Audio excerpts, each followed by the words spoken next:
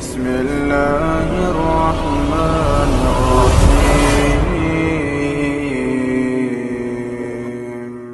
Namun ikhwani fiddin rahimani rahimakumullah, timbul pertanyaan, kok bisa hari ini umat Kristiani memahami bahwasanya Nabi Isa alaihissalam itu Tuhan atau anak Tuhan? Barakallahu fikum. Maka mari kita lihat sejarah, dan ini diakui oleh umat Kristiani. Barakallahu fikum. Sosok yang banyak merubah Injil, barakallahu fikum, adalah sosok yang bernama Paulus dari Tarsus. Paulus dari Tarsus. Tarsus sekarang adalah masuk wilayah Turki. Siapa Paulus ini? Paulus adalah seorang Yahudi dari kabilah atau dari suku Bunyamin, yang dulu dia tidak pernah bertemu dengan Nabi Isa alaihissalatu wassalam. Tidak pernah bertemu dengan Nabi Isa alaihissalatu wassalam. Bahkan di masa hidupnya diawali kebencian yang sangat terhadap pengikut Nabi Isa alaihissalatu wassalam. Dia termasuk orang yang memusuhi, meneror, menangkap, memukul, bahkan membunuh pengikut Nabi Isa alaihissalatu wassalam. Namun di suatu perjalanan menuju Damaskus, barakallahu fikum, ini pengakuan yang dia buat sendiri di dalam perjanjian baru. Barakallahu fikum, dalam sebuah perjalanan dia menaiki kuda atau unta atau keledai, pokoknya dia menunggangi sesuatu. Barakallahu fikum, kemudian datang cahaya dari langit. Ini pengakuannya, dan ini diakui oleh umat Kristiani. Tiba-tiba dia terjatuh dari tunggangannya dan dia berkata, saya melihat Yeshua.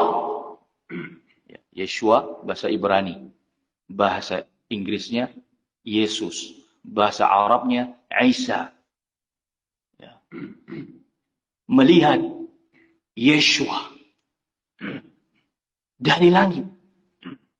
Seketika itu aku bertobat kepadanya atas apa yang aku lakukan dahulu untuk membenci, memukuli, bahkan membunuhi pengikutnya. Aku melihat sosoknya yang memanggilku dari langit. Barakallahu.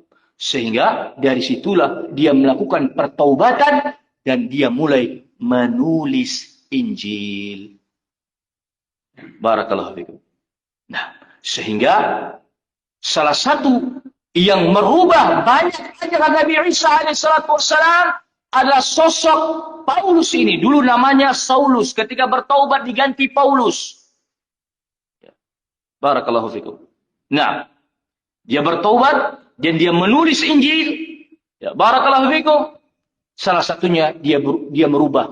Dulu Nabi Isa alaihissalatu wassalam mendakwakan u'budullaha wa la tusyriku bihi syai'a. Kini dia jadikan Nabi Isa alaihissalatu wassalam sebagai Rabb, sebagai Tuhan. Barakallahu fikum. Kenapa? Kalau dari sisi ilmu sanad jelas. Kalau dia tidak menjadikan Nabi Isa alaihissalatu wassalam sebagai Tuhan, maka siapalah dia? Bertemu Nabi Isa juga tidak. Kedudukannya mungkin kalau kita bahasakan jauh di bawah tabi'in.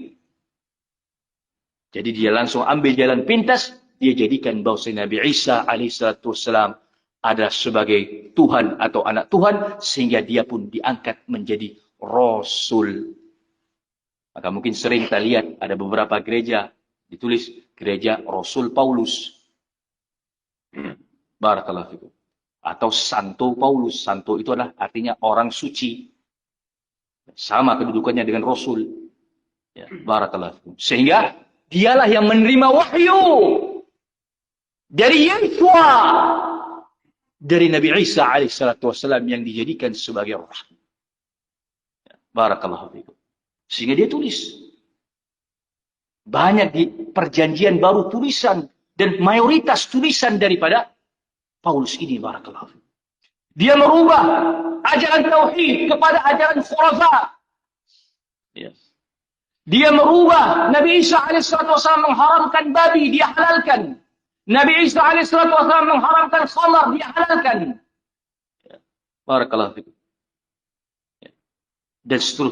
Dan seterusnya, termasuk sunat.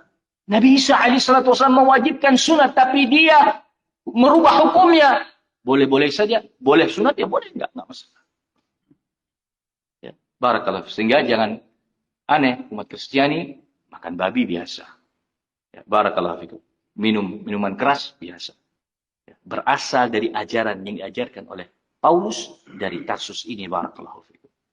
Nah,